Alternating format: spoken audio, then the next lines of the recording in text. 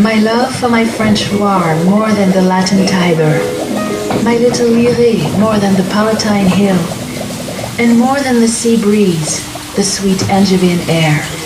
With these famous lines, 16th century poet Joachim du Bellay forever left his mark on the image of the Loire River and the Anjou region. The wild and royal Loire River is an important part of all the stories about the French Great West. But it wasn't until the 17th century that bargemen in their gabarres, flat-bottomed barges, realized its full potential. These are their stories.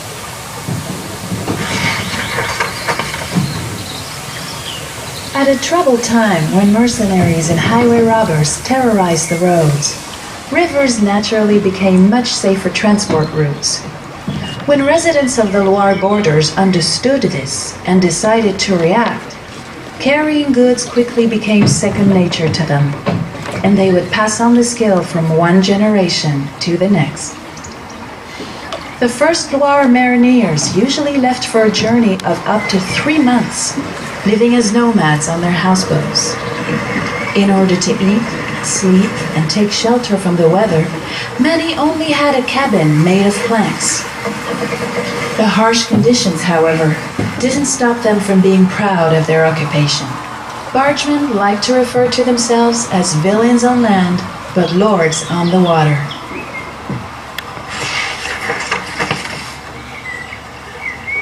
At the time in Anjou, there were 223 boats officially sailing the Loire River. They imported and exported numerous goods, mainly wine, salt, hemp, cereal, apples, spices, coffee, cocoa, and most importantly, unrefined sugar coming from overseas via the Nantes harbor to be delivered to the Saumur and Angers refineries.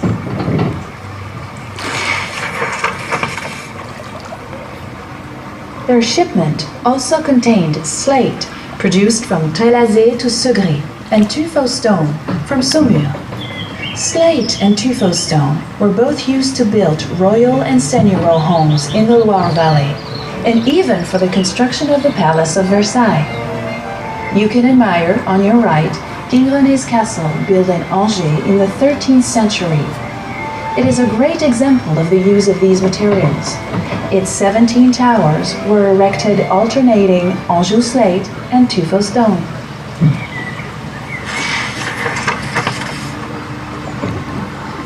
Wine was also one of the most exported products on the Loire.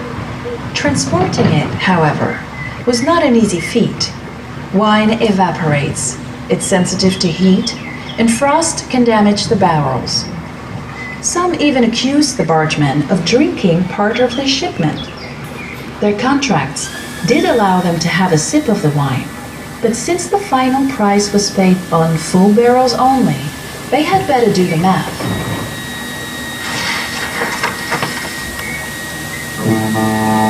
Speaking of payments, we've reached the toll booth. Let's take advantage of the customs officer's absence to sneak through. There were many toll booths on the Loire River. The custom duties of Angers, Anjou's gateway, were so high that it wasn't profitable to transport cheap wine. It is one of the many reasons that drove Anjou locals to produce excellent wines.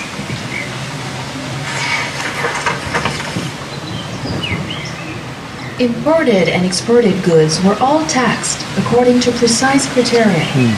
Spices were no exception. Great merchants like the Compagnie des Indes imported them, and their exotism made them a luxury product. Spices were sold in grocery shops bordering the Loire. There were 35 of them in Angers. They also sold plants used to dye textile, such as indigo plants, yellow wood from Jamaica and wood from India, as well as many medicinal plants.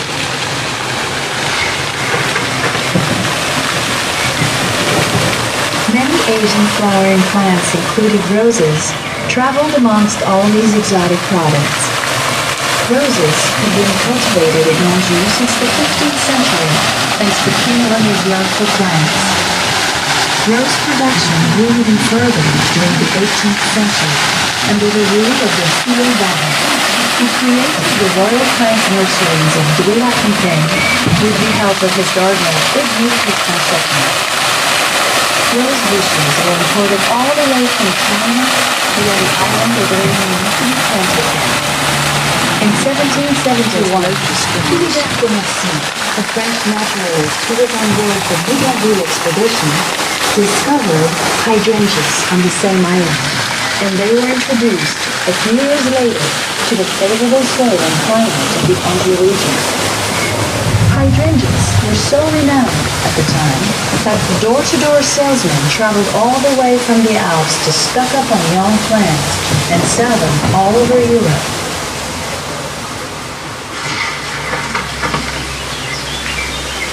All sorts of plants traveled on the Loire River to reach our cities.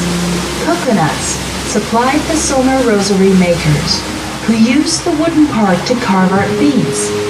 At the time, the Anjou region produced the entirety of rosaries sold in France and abroad.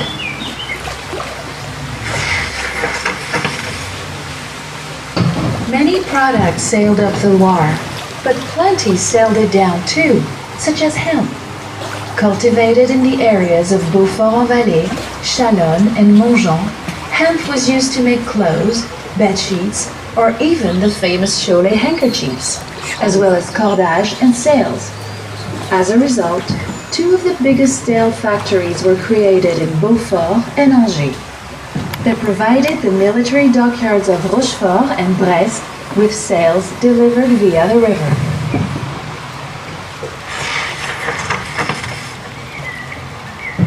Amongst Anjou's most cultivated plants were cereals. Wheat was very sought after at the time and was often exported secretly.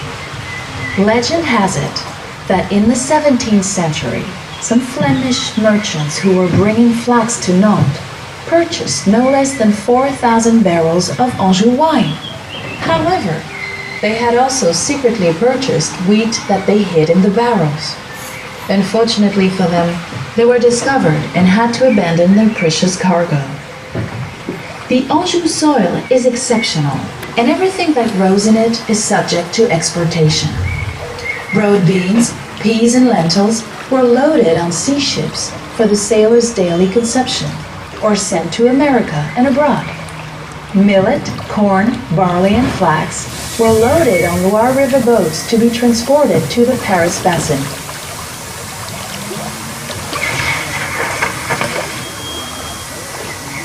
Fruit was also transported on gabars. Amongst them were apples, and most specifically, flattened dried apples, a specialty from the village of Turcan in the Saumur areas. They were heated, dehydrated, and beaten with a hammer. The treat was imagined for sailors, and especially Loire bargemen, because the flattened dried apples took up less space than usual, were light to carry, and provided men with vitamin C, which helped avoid scurvy.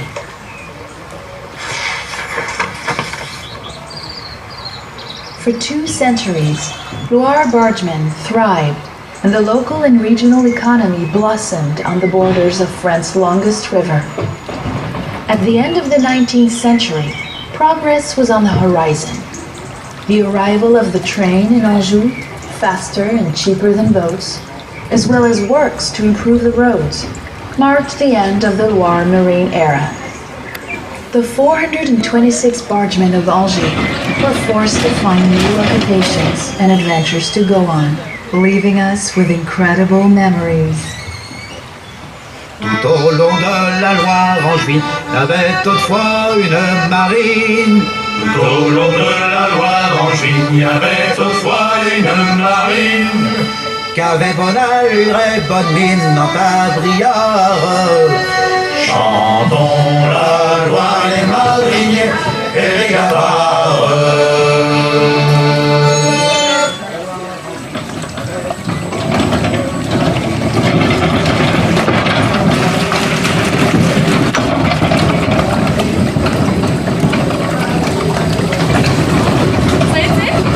Bon.